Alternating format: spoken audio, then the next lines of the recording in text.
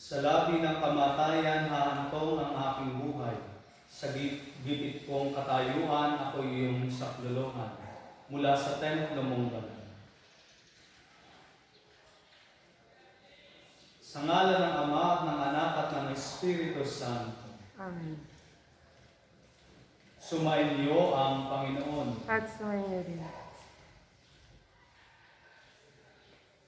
Mga kapatid, aminin natin ang ating mga kasalanan upang tayo maging marapat gumanap sa banal na pagpupuri.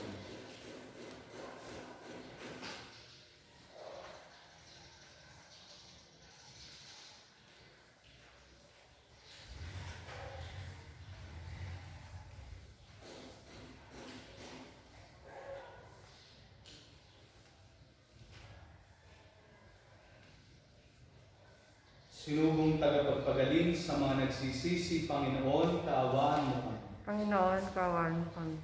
Dumating na tagapag-anyayang mga makasalanay magsisi, Kristo, kaawaan mo kami. Kristo, kaawaan mo kami. Nakaluklo ka sa kanan ng Diyos Ama para ipamagitan kami, Panginoon, kaawaan mo. Panginoon, kaawaan mo kami. Kaawaan tayo ng makapangyarihang Diyos, patawarin tayo sa ating mga kasalanan at patnubayan tayo sa buhay na walang hanggan. Amen. Manalangin tayo.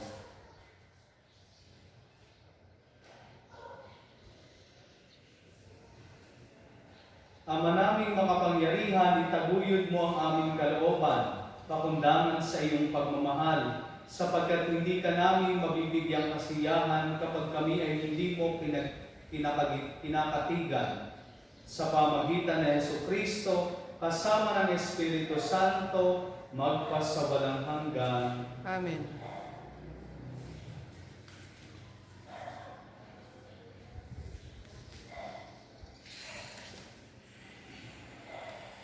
Pagbasa mula sa aklat ni Propeta Isaías. Ipinabatid sa akin ng Panginoon ang masamang balak laban sa akin ng mga kaaway ko. Ako'y parang maamong tupang dinadala sa patayan at hindi ko nalalamang may masamang balak pala sa akin. Wika nila, putulin natin ang puno habang malusog. Patayin natin siya nang wala nang makaalala pa sa kanya. At dumalangin si Jeremias. Panginoon, ikaw ay hukom na makatarungan. Nababatid mo ang isipan at damdamin ng bawat tao. Ikaw ang makapaghihiganti sa mga taong ito. Ipinauubaya ko po sa inyo ang aking gawain. Ang salita ng Diyos. Salamat sa Diyos. Panginoon, aking Diyos, pag-asa ko'y sa iyong lubos. Panginoong aking Diyos, ang pag-asa ko'y aking Sa sa iyong lubos. Panginoon, aking Diyos, sa iyo ko natagpuan iyong aking minimiki at hangad na kaligtasan. Iligtas mo sana ako sa pag-usig ng kaaway. Tinutugis nila ako, hindi sila naglulubay. Kapag ako ay inabot, sila'y gayon ang katulad. Tatangayin nila ako sa malayo itatakas. At kung ito ang mangyari, pihong walang maliligtas, dudurugin nila ako, lulurayin walang kapal. Panginoon, aking Diyos, pag-asa ko sa iyo'y lubos. Pumatol ka sa panig ko'y, yamang ako'y di masama. Pigilin ang di matuwid sa kanilang mga gawa. Yaon namang mabubuti ay bigyan ng gantimpala. Yamang ikaw, Panginoon, ay ang Diyos na dakila, at sa iyo ay dilingid ang laman ng puso't diwa. Panginoong aking Diyos, ang pag-asa ko sa iyo ay lubos. Ikaw rin po, Panginoon, ang sa akin nag-iingat. Ang lahat ng masunurin sa iyo ay naliligtas. Ikaw ang Diyos na matuwid, isang hukom na matapat, laging handang magparusa sa sinumang gaway minsan. Panginoong aking Diyos, ang pag-asa ko sa iyo ay lubos. Mapalad ang nag-iingat sa kanyang pusong matapat ng salitang nagbubuhat sa poong Diyos ng liwanag sa tiyagay aaning ganun. Panginoong aking Diyos, ang pag-asa ko sa iyo ay lubos. Sumainyo ang Panginoon. At sumainyo rin. Ang mabuting balita ng Panginoon ayon kay San Juan. Papuri sa iyo, Panginoon. Noong panahong iyon, marami sa mga nakarinig kay Jesus ang nagsabi, "Tunay ngang ito ang propetang hinihintay natin. Ito nga ang Mesiyas," sabi ng iba. Ngunit sumagot naman ang iba pa, "Maaari bang magmula sa Galilea ang Mesiyas? Hindi ba sinasabi ng kasulatan na magmumula ang Mesiyas sa lipi ni David at sa Bethlehem na bayan ni David ipanganganak?" Magkakaiba ang palagay ng mga tao tungkol sa kanya. Ibig ng ilan na dakpin siya, ngunit wala namang nangahas sumuli sa kanya.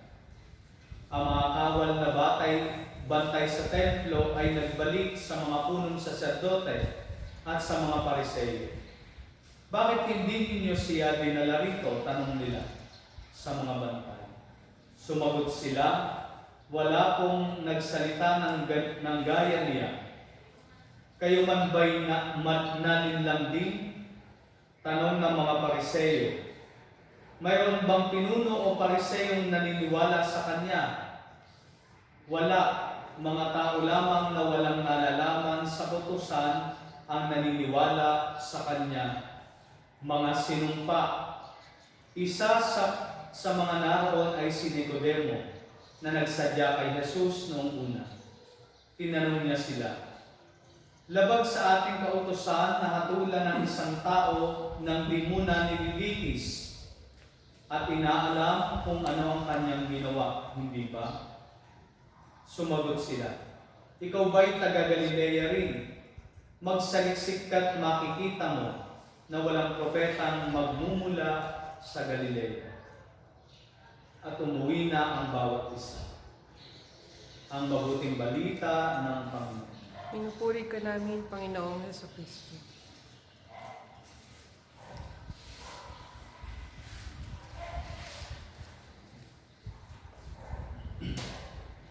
Magandang umaga sa ating lahat. Ngayon ay Sabado sa ika-4 na linggo ng Kwaresma. Palapit na tayo ng palapit sa ating minimiting muling pagkabuhay ng ating Panginoong Hesus. At sa ating Ebanghelyo ay narinig natin ang unti-unting paglalim ng galit at inggit ng mga Pariseo kay Jesus at kung paano ninanais na nila siyang dakpin at ipapatay. Bagamat may ilan sa kanila na nagdadalawang isip at nag-iisip na baka nga siya na nga ang Mesiyas. Ngunit ang pinakadahilan kung bakit hindi sila maniwala kay Jesus na siya ang Mesiyas ay dahil lamang sa lugar na kanyang pinagmula. Dahil siya ay nagmula sa Nazareth, Galilea, isang lugar na napakalayo na sa Jerusalem na sentro ng bansa. Kaya nga pinaniniwalaan na walang mabuting manggagaling sa lugar na ito. Lubos ang kanilang paniniwala na ang Mesiyas ay magmumula at ipanganganak mula sa Bethlehem. Subalit, hindi nila batid, hindi nila sinaliksik ang tunay na pinagmulan ng ating Panginoong Hesus. At kung ating susuriin, mga kapatid, ganito rin tayo humusga sa ating kapwa kung minsan.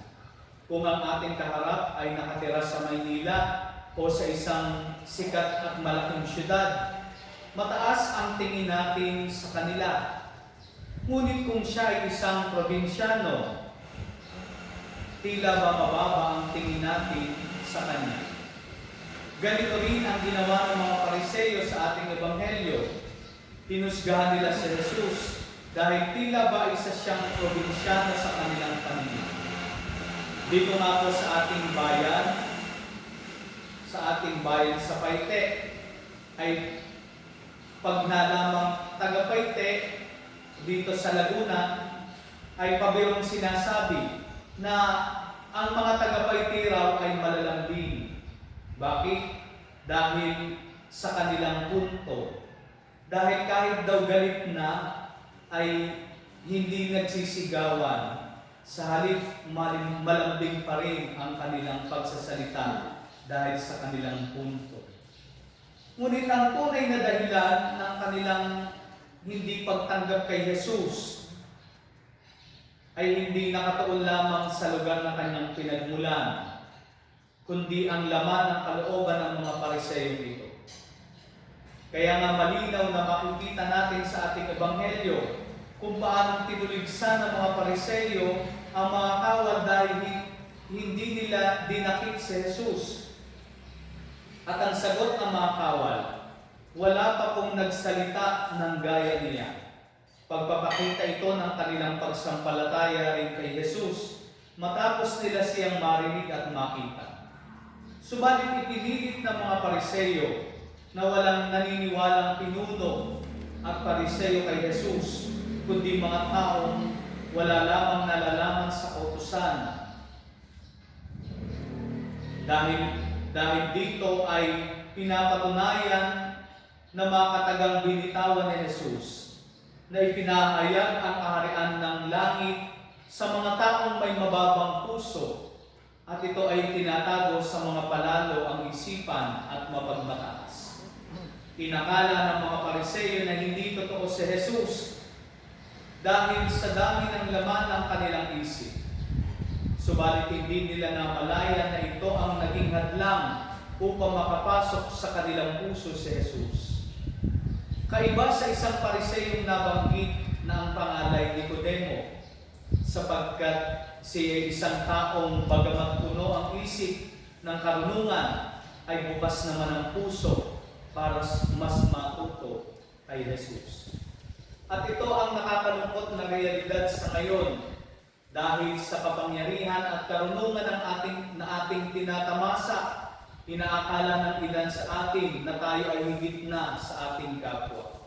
At minsan, nagiging dahilan din ito upang gamitin at baliwalain rin ang kanilang pagkatao. Tingnan na lamang natin ang ginawa ng ating isang senador na sa halip na sumunod sa protocol na ipinapatupad ng pamahalaan, ay siya pang unang lumabag dito. Ngunit hindi lamang ang laman ng ating isip ang mahalaga sa Panginoon. Hindi higit niyang tinitignan ang laman ng ating puso at ang ating kagustuhang buksan ito upang tayo ay tunay na matuto sa kanyang karunungan.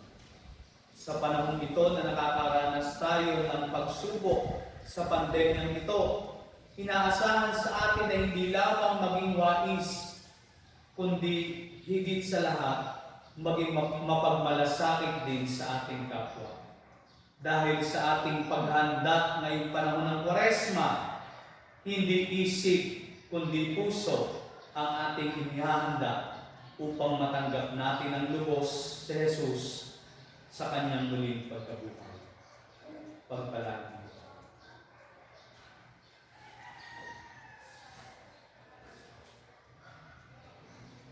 Oratio Imperata. Diyos Ama namin, lumalapit kami sa iyo para sa aming kahilingan na kami ay iyong proteksyonan laban sa COVID-19 na umitim na ng maraming buhay at nakaapekto na sa sangkatauhan. Nananalangin kami para sa iyong biyaya, para sa mga taong inatasan na pag-aralan ang kalikasan at ang sanhi ng virus na ito. Gayon din upang mapahinto ang patuloy nitong paglagana. Gabayan mo po ang mga inatasang mga laga sa kalusugan na kanila nawang magampanan ang kanilang tungkulin na bumuhusay at may malasakit. Gabayan mo po ang mga kawani ng pamahalaan at ang mga nasa pribadong institusyon sa kanilang paghanap ng lunas upang masugpo ang pandemyang ito. Ipinapanalangin namin ang lahat ng mga naapektuhan. Nawa ay lumin mo po ang kanilang karamdaman. Ipagkaloob mo po nawa sa amin ang iyong biyaya upang kami ay patuloy na makagawa ng kabutihan para sa lahat at makatulong sa lahat ng mga nangangailangan. Ipinapanalangin po namin ito sa pamagitan ng aming Panginoong Hesukristo, iyong anak, na nabubuhay at naghahari kasama ng Espiritu Santo, magpasawalang hanggan. Amen.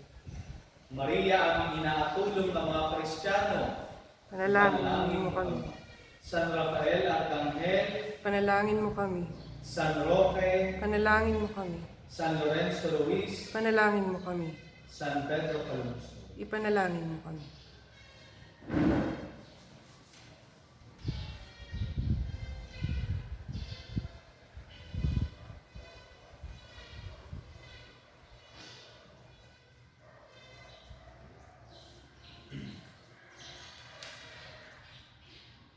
Kapuri-puri ka, Diyos sa mga lumikha sa sanlibutan, sa iyong kagandahang loob, narito ang aming mayaalay. Mula sa lupa at bunga ng aming paggawa, ang tinapay na ito para maging pagkain na bibigay mo. Kapuri-puri ang pong may kapal ngayon at kailanman.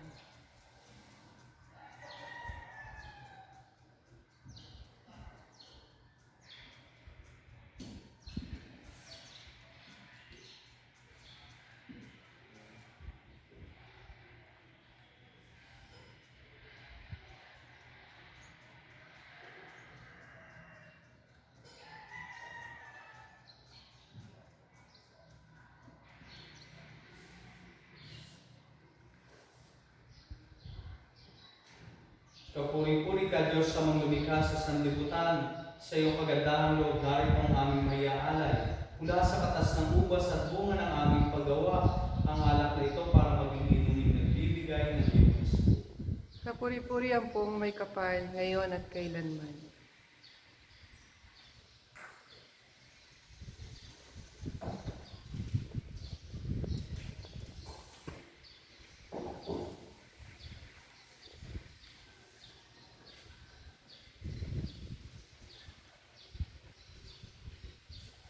Manalangin kayo mga kapatid upang ang paghain natin ay kalugdan ng Diyos ang mga makapangyarihan. Tanggapin nawa ng Panginoon kung paghain sa iyong mga kamay, sa kapurihan niya at karangalan sa ating kapakinabangan at ng buong sambayanan niyang banal.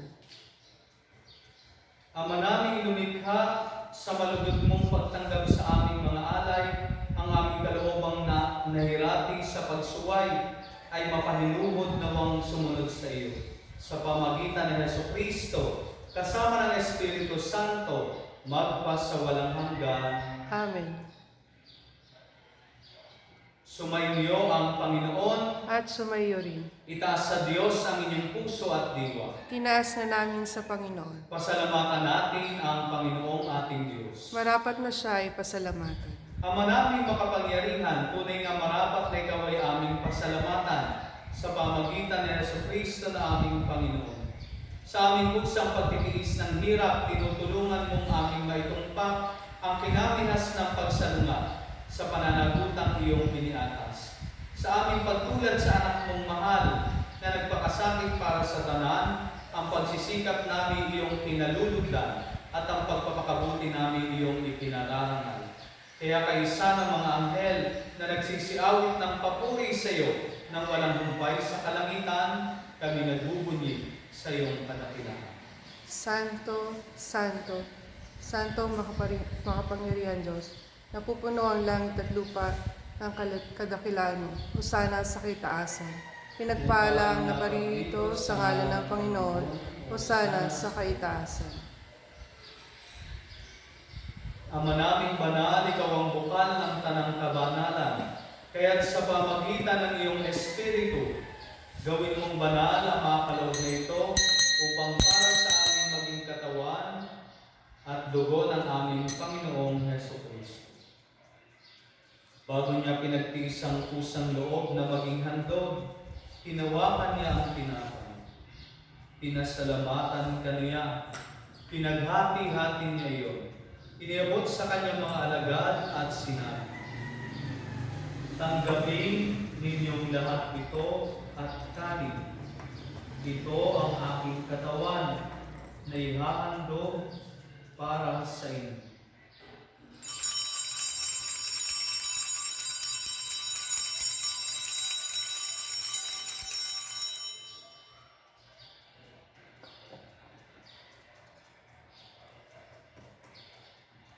Gayon din naman noong matapos ang hapunan, hinawakan niya ang kalis. Muli kanyang pinasalamatan. Iniabot niya ang kalis sa kanyang mga alagad at sinabi, tanggapin ninyong lahat ito at inumin. Ito ang kalis ng aking dugo, ng bago at walang hanggang tipan. Ang aking dugo na ibubuhos para sa inyo at para sa lahat sa kapagpapatawad ng mga kasalanan. Gawin ninyo ito sa pag-alaala sa akin.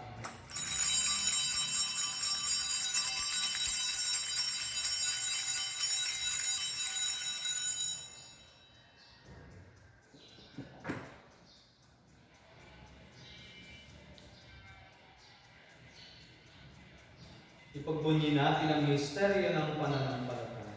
Si Kristo'y namatay, si Kristo'y nabuhay, si Kristo'y babalik sa wakas ng panahon. Ama, ginagawa namin ngayon ang pag-alala sa pagkamatay at muling pagkabuhay ng iyong anak, kaya tiniaalay namin sa iyo ang tinapay na nagbibigay buhay at ang kalis na nagkakaloob ng kaligtasan. Kami nagpapasalamat dahil kami iyong minarapat na tumayo sa harap mo para maglingkod sa iyo. Isinasamo namin kami magsasalo-salo sa katawan at dugo ni Kristo ay mabuklod sa pagkakaisa sa pamagitan ng Espiritu Santo. Ama, lingapin mo ang iyong simbahang laganap sa buong daigdig. Puspusin mo kami sa pag-ibig.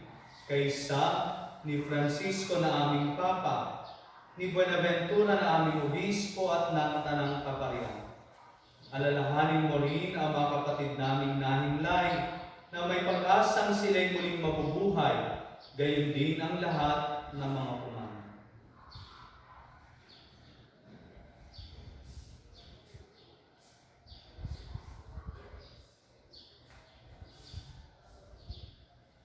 Kaawaan mo sila at patuloyin sa iyong kaliwanagan.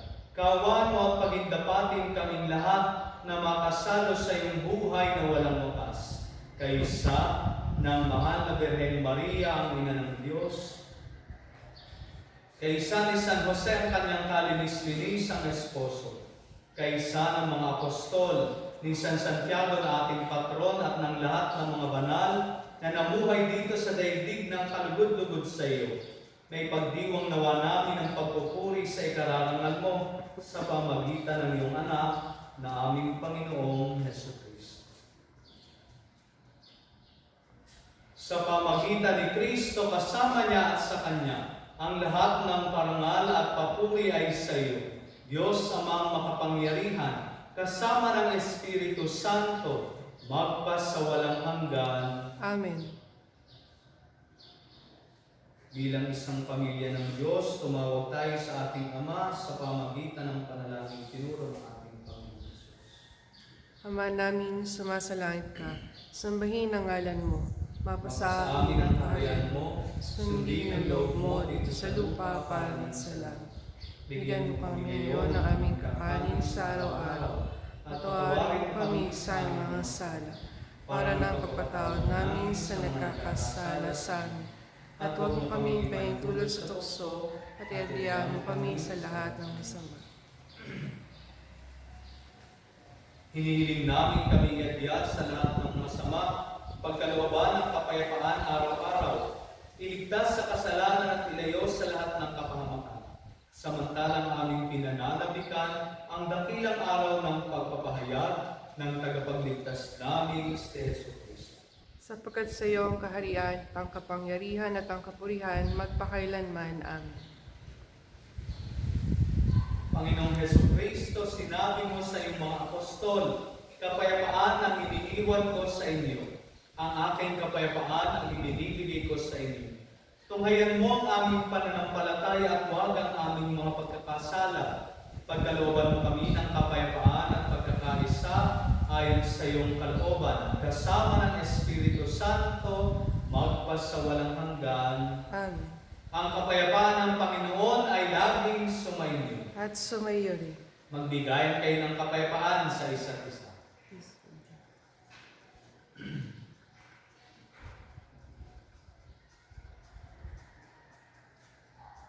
Kordero ng Diyos, Kordero ng nagalis mga kasalanan ng sanlibutan, maawa ka sa amin. Kordero ng Diyos na nagalis mga kasalanan ng sanlibutan, maawa ka sa amin. Kordero ng Diyos na nagalis sa mga kasalanan ng sanlibutan, ipagkaloob mo sa amin ang kapayapaan.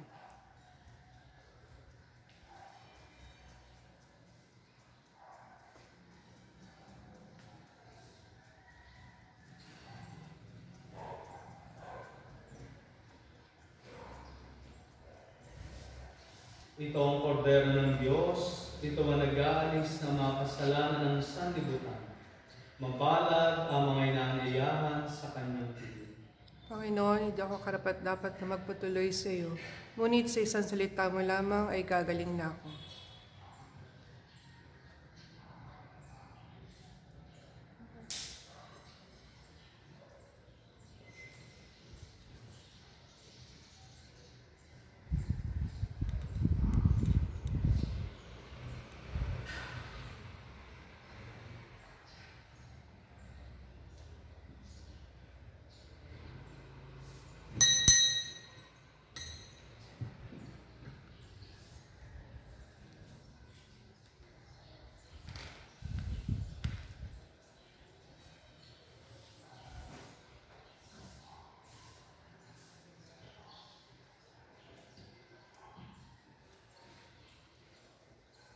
Sa dugo ni Jesucristo ay natubos lahat tayo.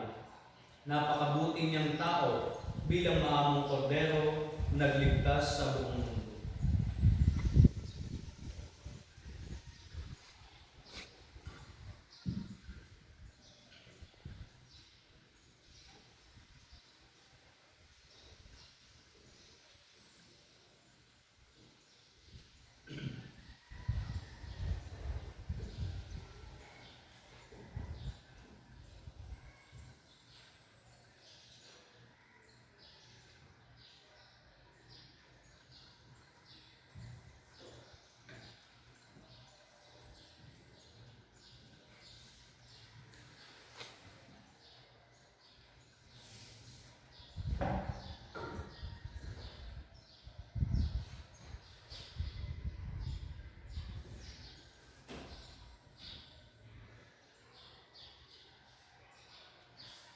Manalangin tayo.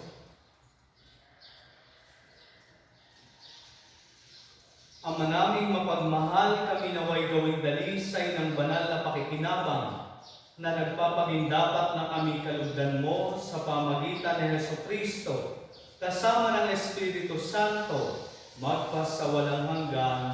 Amen. Sumainyo ang Panginoon At sumayo rin. at naway pagpalain kayo ng dakila at makapangyarihang Diyos, ang Ama at Anak at Espiritu Santo. Amen. Tapos ng misa, humayo kayo sa kapayapaan ni Kristo. Salamat sa Diyos.